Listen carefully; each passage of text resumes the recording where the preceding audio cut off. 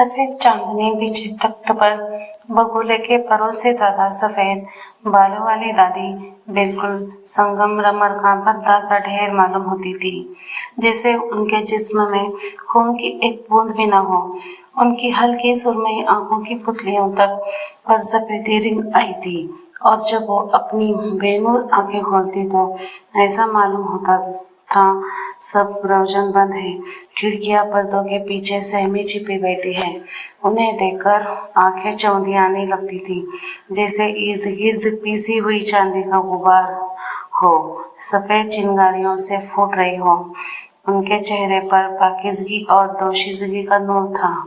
80 बरस की इस कुंवारी को कभी किसी मर्द ने हाथ नहीं लगाया था।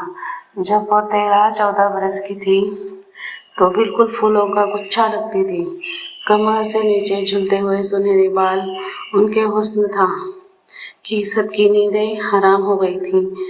फिर उनकी मंगनी हमारे रिश्तेदार से हो गई। जितनी दुल्हन गोरी थी उतने ही दूल्हा काला था। रंगत को छोड़कर हुस्न को मर्दानगी का नमूना थे। क्या डसी हुई फटारा आंखें, तलवार की धार जैसी खड़ी नाक और मोतियों को मांत करने वाले दांत, मगर अपनी रंगत की स्याही बेतरह चिढ़ते थे। जब मंगनी हुई तो सबने खूब छेड़ा, हाय दूल्हा हाथ लगाए तो दुल्हन मैली हो जाएगी, चांद को जानो ग्रहण लग जाएगा। काले दूल्हा उस वक्त 17 बरस के, खुद सर बिगड़े दिल बिछड़े थे, पर दुल्हन के हुस्न की कुछ ऐसी हैबत तारी हुई कि रात ही रात जयपुर अपने नाना के यहाँ भाग गए। दबी जबान से अपने हम उम्र से कहा, मैं शादी नहीं करूँगा।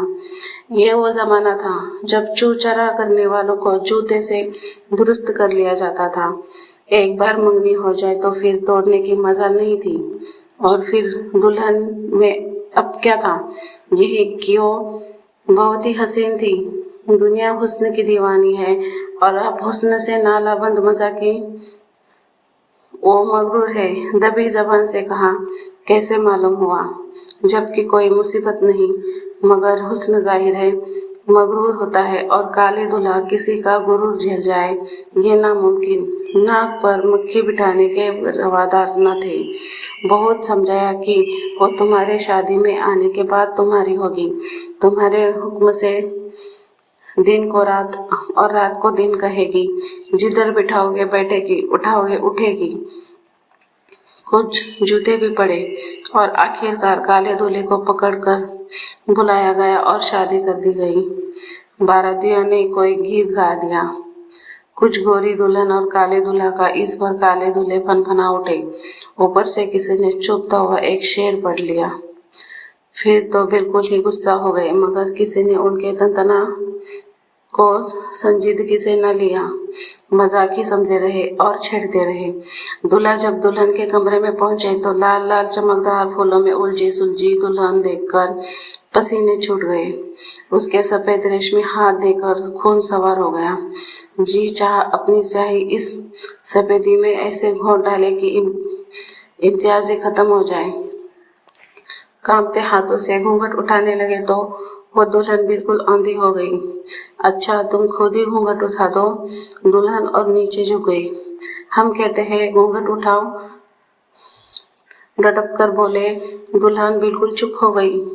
अच्छा जी इतना गुरूर। दूल्हे ने जूते उतारकर बगल में दबाए और खिड़की से कूदकर सीधे स्टेशन, फिर जयपुर। इस जमाने में तलाक वलाक का फैशन नहीं चला था। शादी हो जाती थी तो बस हो ही जाती थी। काला दूल्हा 7 बरस घर से गायब रहा। दुल्हन ससुराल और मायके के बीच रही। माँ को रुपया पैसा भेजते रहे।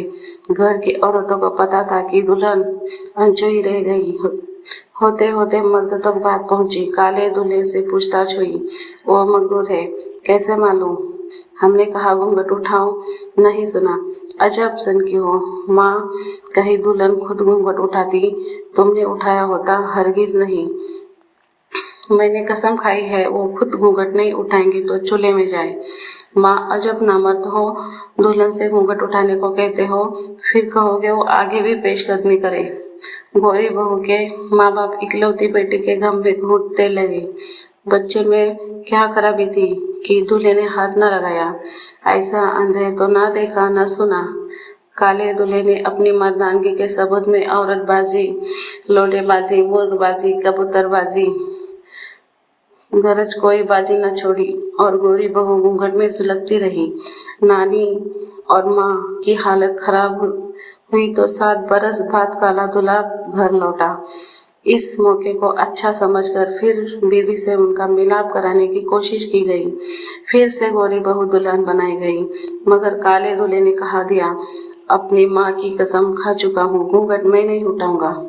सबने गोरी बहू को समझाया, देखो बहू, सारी उम्र का भुगतान है, शर्म और हया को रखो ताक में और जी खड़ा करके तुम आप ही घूंघट उठा देना। इसमें कुछ बेशर्मी नहीं, वो तुम्हारा पति है, तुम्हें उसका हुक्म मानना ही है। फिर से दुल्हन सजी से सजाई, खाना पका और दुल्हा मियाँ दुल्हन के कमरे में धकेले गए। गोरी बहू अब 21 बरस की हसीना थी। अंग अंग से जवानी फूट रही थी, आंखें बोझल थी, सांसें भरी थी। 7 बरस उन्होंने इसी घड़ी के ख्वाब देखकर गुजारे थे। कमसीन लड़कियों ने बीसियों राज बताकर दिल को धड़कना सिखा दिया था। दुल्हन के हाथ पैर देखकर काले मियाँ के सर पर भूत मंडराने लगे। उनके सामने उनकी दुल्हन रखी थी, 14 बरस की कच्ची कली नहीं, एक पूरा गुलदस्ता। राल टपकने लगी। उन्होंने अब तक दुल्हन की सूरत नहीं देखी थी। घूंघट उठाओ, उन्होंने लरजती हुई आवाज में हुक्म दिया। दुल्हन थोड़ी भी ना हिली। घूंघट उठाओ, उन्होंने बड़ी लजाजत से रोनी आवाज में कहा। अगर मेरा हुक्म नहीं मानोगी तो फिर से मुंह नहीं दिखाऊंगा। दुल्हन टस से मस न हुई। काले दूल्हा ने घूसा मारकर खिड़की खोली और बाहर कूद गए। इस रात के गए वो फिर वापस न लौटे। अंशु ही गोरी बहू 30 साल तक उनका इंतजार करती रही। सब मर खप गए। एक बूढ़ी मासी के साथ कोटा में रहती थी कि सुनावनी आई, दूल्हा आए है। गोरी बहू खंबे से माथा टेकाए खड़ी रही। फिर उन्होंने संदूक खोलकर अपना तार जोड़ा निकाला, आधे सफेद सर में सुहाग का तेल डाला और घूंघट संभालती पहुंची। घूंघट उठाओ, काले दूल्हे ने नजर के आलम में सिसकी भरी। गोरी बहू के कांपते हुए हाथ घूंघट तक उठे और नीचे गिर गए। काला दूल्हा दम तोड़ चुका था। उन्होंने वहीं बैठकर पलंग के पाए पर चूड़ियां तोड़ी और घूंघट के बजाय सर पर विधवा का सफेद दुपट्टा खींच लिया।